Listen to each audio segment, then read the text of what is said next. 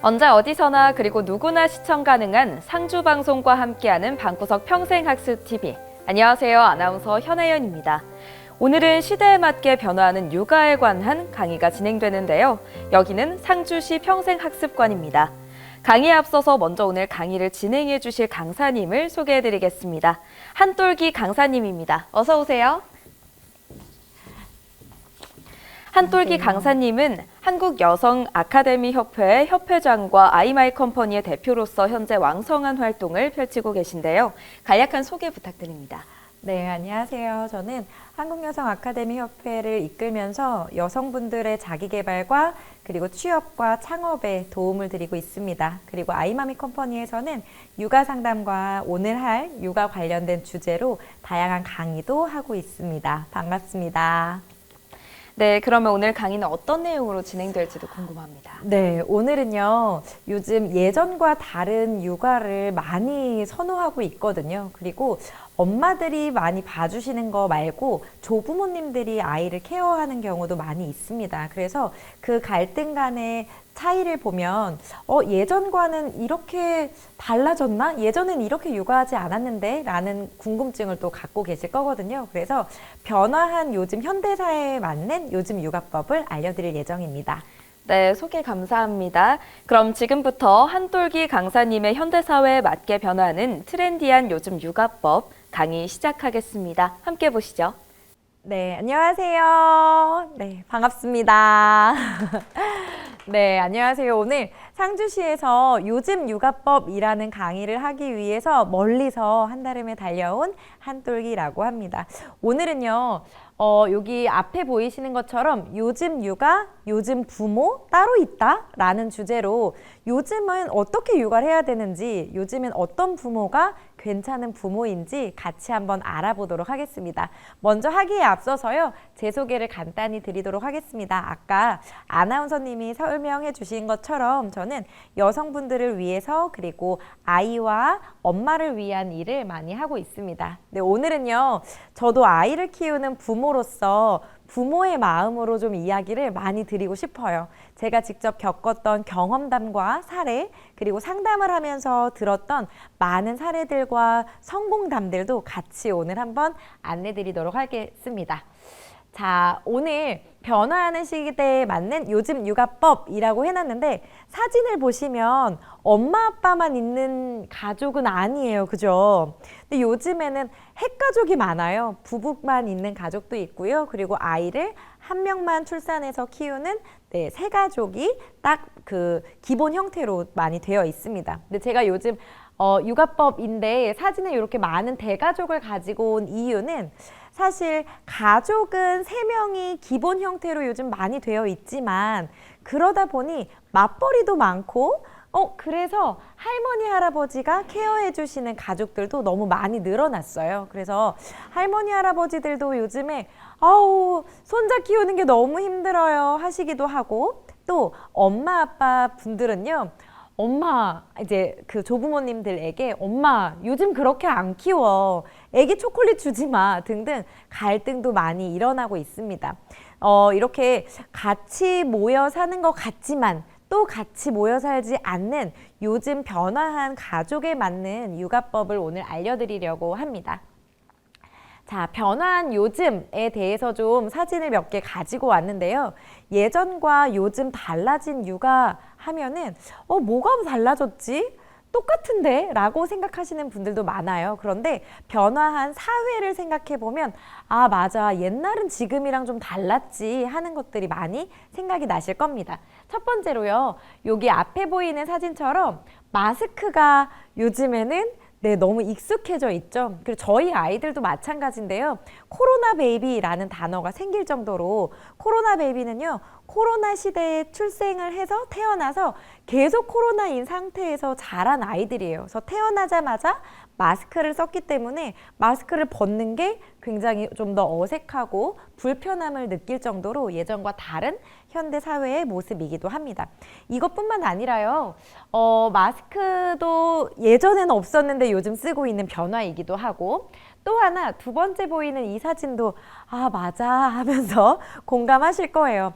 예전에 우리는 TV만 봐도 바보 상자야 이런 말 들으면서 TV도 잘 안 보게 하고 그리고 진짜 재밌는 힐링이라고 해봐야 TV 보는 것 정도였는데 요즘은 태어나자마자 아이들이 너무 많은 미디어 기기에 노출이 되어 있어요. 그래서 식당에 가거나 아니면 그냥 이렇게 주변 집집에 아이들을 보면 이렇게 어린 아이들도 휴대폰을 들고 있는 모습을 쉽게 접할 수 있습니다.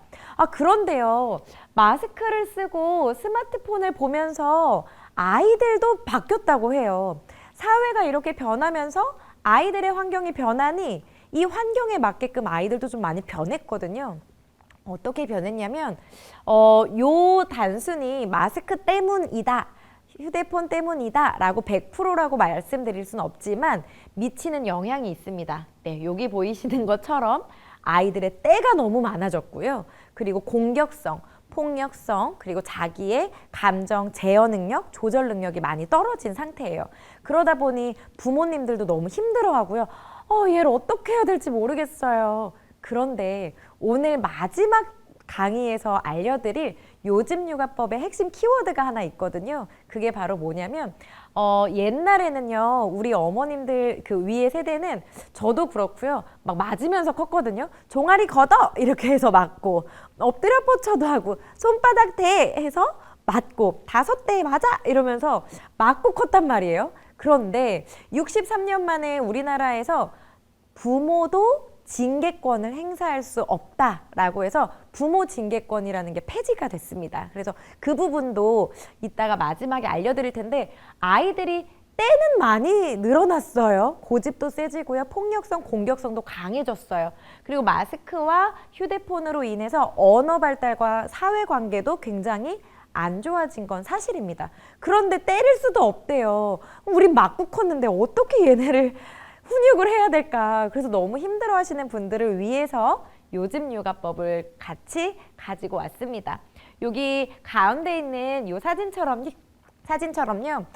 주변에 이제 막 아이를 낳을 분들에게도 추천드리고 부모님들에게는 물론이며 조부모님들에게도 같이 공감하고 배우실 수 있는 알찬 내용을 좀 담아봤습니다. 자, 오늘은요. 영유아 스마트폰 활용법. 네, 영유아 아이들이 스마트폰을 사용해도 진짜 되나? 안 되나? 왜 안 되나? 문제점에 대해서 1차 시에 알아볼 거고요. 두 번째 강의에서는 문제점을 알았으니 그럼 어떻게 올바르게 보여줘야 될까요? 라고 해서 올바른 활용법 그리고 생활 팁들도 안내드리도록 하겠습니다. 세 번째는 징계권 폐지예요. 아까 제가 말씀드렸던 것처럼 이제는 막 때려서 할 수가 없대요. 이제는 부모도 때리면 학대로 간주되고 법에 저촉되는 현상이기 때문에 어떻게 얘를 내가 해야 될지 모르겠어요 하시는 분들을 위한 129 양육법 그리고 네 번째는 감정 코칭형 부모 라고 해서 어떤 부모가 돼야 하는지 그리고 부모의 감정은 또 어떻게 다스려야 하는지까지 알아보도록 하겠습니다. 첫 번째 스마트폰 먼저 가볼까요?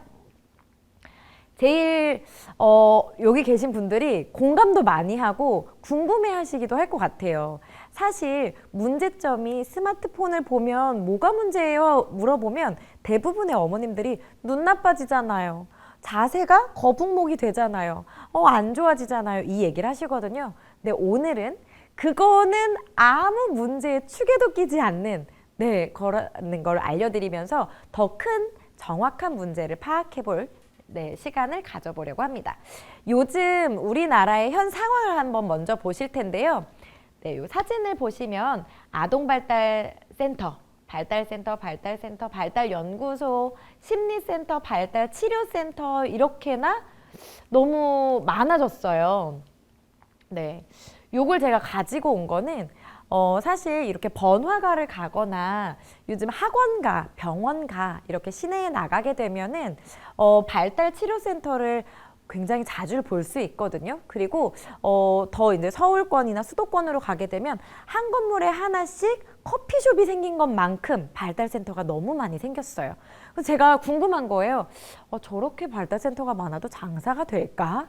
그런데 어머 이게 웬걸요? 6개월씩 대기를 해야 된다는 거예요. 근데 이 발달센터는 발달이 잘 되는 애들이 가요? 늦은 아이들이 갈까요? 늦은 아이들이 가겠죠. 근데 6개월씩이나 그렇게 많은 발달센터에도 6개월씩이나 대기를 해야 되고 1년 넘게 대기를 해야 된다는 건 그만큼 발달이 늦은 아이들이 많다는 거거든요. 근데 이 발달이 왜 지금 스마트폰 하는데 나왔을까요? 네, 밀접한 연관이 있습니다. 자, 영상을 하나 가지고 왔는데요. 영상 짧게 한번 보실게요. 2돌에서 3돌 사이의 아이들이 함께 생활하는 어린이집. 아이들이 즐겁게 수업을 받고 있습니다. 그런데 종민아 이거 봐. 종민아, 이종민 이거 봐. 오늘의 주인공 종민이만 딴청입니다. 둥글게. 어찌어찌 해서 간신히 수업에 끌어들여도 종민이의 집중력은 오래가지 않죠. 정민이가 아이들하고 어울리는 게 조금 서툴러요. 그래서 혼자 노는 일이 많고 또 활동할 때도 전혀 같이 어울리지를 못해요. 그래서 선생님이 좀 많이 고민하고 있어요. 종민이 집에서의 모습도 좀 지켜볼까요? 네, 이렇게 TV 보고 있고 요즘 꼬마 이따가 친구들에게 휴대폰도 최고 인기 보게 돼요. 프로그램의 넋이나가 TV에 붙어있던 종민이가 만화가 끝나자 장난감을 꺼내들고 혼자 노는가 싶었습니다. 그런데 웬걸요? 어느새 장난감이 아니라 스마트폰이 손에 들려 있습니다. 그리고 TV가 잘 보이는 위치에 턱하니 자리를 잡고선 TV에 스마트폰까지 동시에 보느라 바쁩니다. 요렇게까지만 한번 보도록 하겠습니다. 아이들이요, 이 뒤에 종민이가 휴대폰 보다가 엄마한테 소리 지르고 휴대폰을 던지고 이게 빨리 안 되니까 뭔가 넘겼는데 빨리 안 나오니까 이러면서 던져요. 그리고 휴대폰이 깨지고 엄마는 왜 이러면서 혼내게 되고, 근데 이 상황을 보면서 우리도 흔히 볼 수 있는 상황이에요 라는 영상이 이제 돼버린 거예요. 예전에는 어머 쟤 왜 그래 이랬는데 요즘엔 흔히 볼 수 있는 상황이거든요. 근데 뭐가 문제일까 한번 빠르게 지나가 보도록 할게요. 오늘 가지고 온 제가 문제점은 운의 증후군, 팝콘 브레인, 그리고 학습 능력의 치명적인 전두엽 저하, 언어 발달의 무너짐, 정서 인지 능력 무너짐, 요 5개를 가지고 왔어요. 눈 나빠지고 거북목 되는 건 문제의 축에도 안 낀다는 거죠. 이 5가지를 조금 오늘 15분 내에 빨리 끝내보려고 짧게 간추려서 좀 가지고 왔거든요. 요것만 아셔도 이제 내가 좀 차단해줘야겠다, 잘 보여줘야겠다. 그러면 몇 시간을 보여줘야 되는 거지? 라는 궁금증과 잘해야겠다라는 의지가 좀 생기실 겁니다. 자, 문제점을 하나하나 살펴볼 텐데요. 첫 번째, 운의 증후군. 네, 먼저 간단히 설명을 드리면요. 우리 뇌는 왼쪽, 오른쪽 이렇게 2개로 나눌 수 있어요. 좌뇌, 우뇌. 그런데 우뇌가 무슨 기능을 하는지, 좌뇌가 무슨 기능을 하는지를 모른다고 하더라도 좌뇌는 계속 발달을 하는데 우뇌가 발달하지 못한대요. 자, 그러면 요렇게 예쁘게 자라나야 하는 이 시기에 우뇌가 자라나지 못하고 얘만 요렇게 발달을 해요. 그럼 이 위에 무언가가 쌓인다면 잘 쌓일 수 없겠죠. 그것처럼 사실은 영유아기 시기에 우뇌 자극이 굉장히 많이 필요한 시기입니다. 우뇌는요, 직관적 사고를 할 수 있게 하고 상상력, 창의력 등등 여러 가지 막 생각을 할 수 있게 하는 그런 기능을 가지고 있어요. 이거는 영유아기 시기 때 발달을 해놓으면 가장 좋은 이 시기인데, 이 시기를 놓치면 좌우 뇌 균형이 깨지면서 아무래도 좋지 않겠죠. 그런데 이게 깨지잖아요. 그러면 충동성 과잉 행동을 하게 합니다. 그래서 저한테 상담을 오시는 분들도요. 우리 애가 핸드폰을 많이 봐요. 안 보여주면 막 던지고 소리 지르고 아빠 닮아서 폭력적이에요. 소리를 질러요. 성격이 급해요. 이러시는데 아빠 닮아서가 아니에요. 네, 그리고 성격이 급해서가 아니랍니다. 아이들이요, 많이 보게 되면 뇌에 약간의 문제가 생겼다는 걸로 우리는 관주할 수 있어요. 그래서 어떤 것들을 많이 보나요? 부터 시작할 수 있는 거죠. 그 다음 미디어를 많이 보게 되면요, 팝콘 브레인이라는 단어가 생겼는데요. 이거는 이제 해외에서 우리나라 또 건너온 단어이기도 합니다.